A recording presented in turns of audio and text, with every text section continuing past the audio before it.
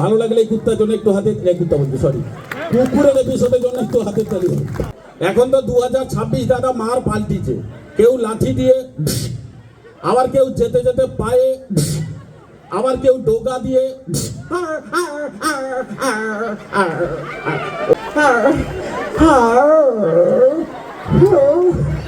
আমি একটু বলি, মানে আজকে এটা আমি বলতে চাইছিলাম না, আমি গ্রিন রুমে ছিলাম, অনেক বন্ধু আমার সঙ্গে দেখা করতে এসছেন, তার মধ্যে একজন বন্ধু গিয়ে দরজাটা খুলে সমুদা কুত্তা সমুদা কুত্তা।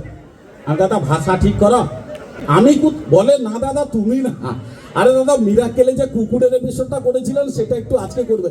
আমি বললাম দাদা এটা তো প্রথমে এসে বলতে পারতেন যে সমুদা কুকুরের এপিসোডটা একটু করুন, আপনি এসে একবারে বলছেন সমুদা কুত্তা সমুদা কুত্তা। দাদা মানে ঘটনা হচ্ছে আলাদা জায়গায়। মিরাকেলে সত্যি কথা বলতে গিয়ে একটু বলে নিই আপনাদের কাছে, ধীরে স্পষ্ট হবেন, একটু লক্ষ্য করে দেখবেন, সারা পৃথিবীতে যত পশু পাখি আছে সব থেকে বেশি টেনশন কোন পশুর? কোন পশুর সব থেকে বেশি টেনশন? এই কুত্তা। তবে দাদা লক্ষ্য করে দেখবেন এই বড় লোকের কুত্তার কোনো টেনশন নাই না, সে তো স্টাইলে আছে, তাকে শুধু ডাকনেই হয় টমি।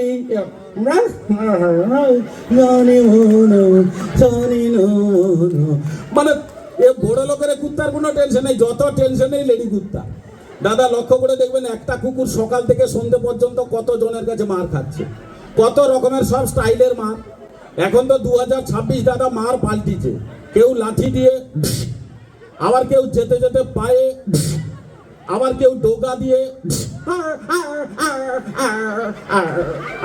অনেক ব্যাপার আছে। কিন্তু দাদা এই কুকুরের সব থেকে বেশি টেনশন কখনো জানেন? লক্ষ্য করে দেখবেন এই কুকুরকে যখন হনুমান মারে, তাহলে বলবেন সমুদা কুত্তাকে হনুমান মারে? মারে মানে স্টাইলে মারে। বলবেন সমুদা হনুমানের আবার স্টাইল কি? লক্ষ্য করে দেখবেন হনুমান ছোট গাছে বসে লেজটাকে নাড়বে আর একবার ডাক দেবে, হনুমান যেভাবে ডাকে স্টাইলের আওয়াজ, মুভ মুভ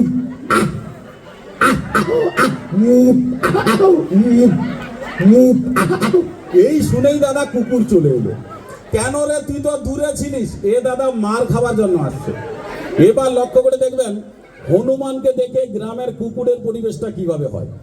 একটা গ্রামে তো অনেক রকমের কুকুর দেখা যায়, তার মধ্যে নেড়ি কুত্তা মার্কেটে বেশি চালু, যেখানে যাবেন পেয়ে যাবেন।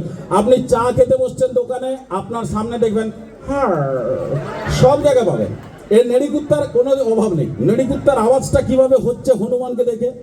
তার নাম নেড়ি, তার আওয়াজও সেরকম।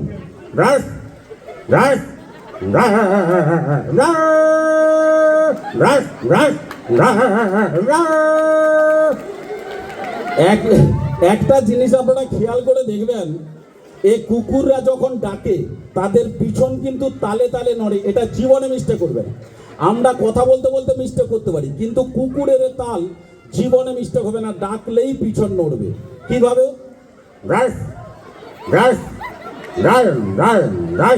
এটা জীবনে মিস্টেক করবে না। অনেক বন্ধু হয়তো ভাববে সাইডটা তো লক্ষ্য করা হয়নি, কালকে একবার দেখতে হবে। আচ্ছা আচ্ছা অনেকে আছে। আর একটু লক্ষ্য করে দেখবেন, আর একটা কুকুর আছে খুব রাগী, মোটা করে রাস্তার টার্নিংয়ে শুয়ে থাকে। আমার বন্ধুরা অনেকে দেখে বলি এটা মনে হয় ভিলেন কুত্তা, বেশ রাগী ঝাঁতো মাতোয়া। সেই রাগী কুকুরের আওয়াজটা কিভাবে হচ্ছে হনুমানকে দেখে? রাগী কুত্তা সে স্টাইলের আওয়াজ।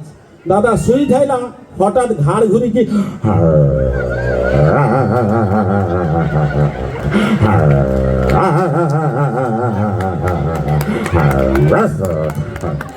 দাদা, সেই সময়ে কুকুরের ঘাড়ে একটা মাছি বসছে।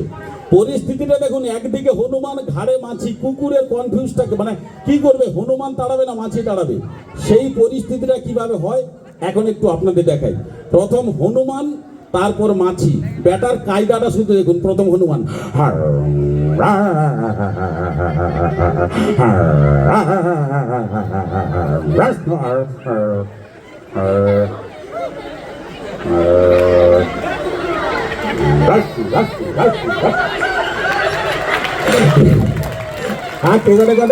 আগে কুত্তা,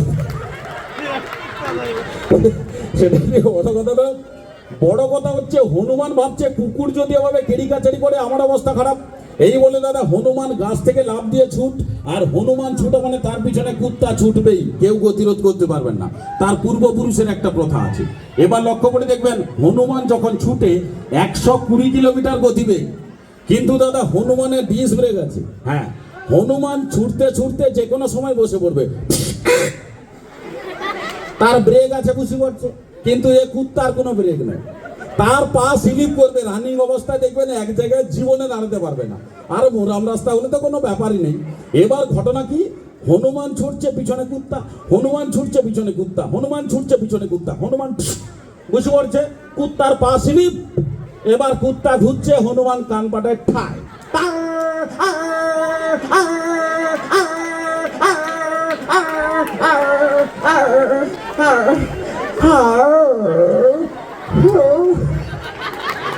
সাত আট পুরুষে হনুমানের সঙ্গে দেখা হবে না। আর ভালো লাগলে এই কুত্তার জন্য একটু হাতে, এই কুত্তা বলছি সরি, কুকুরের এপিসোডের জন্য একটু হাতের তালি। থ্যাংক ইউ, অসংখ্য ধন্যবাদ জানাই আপনাদের সবাইকে।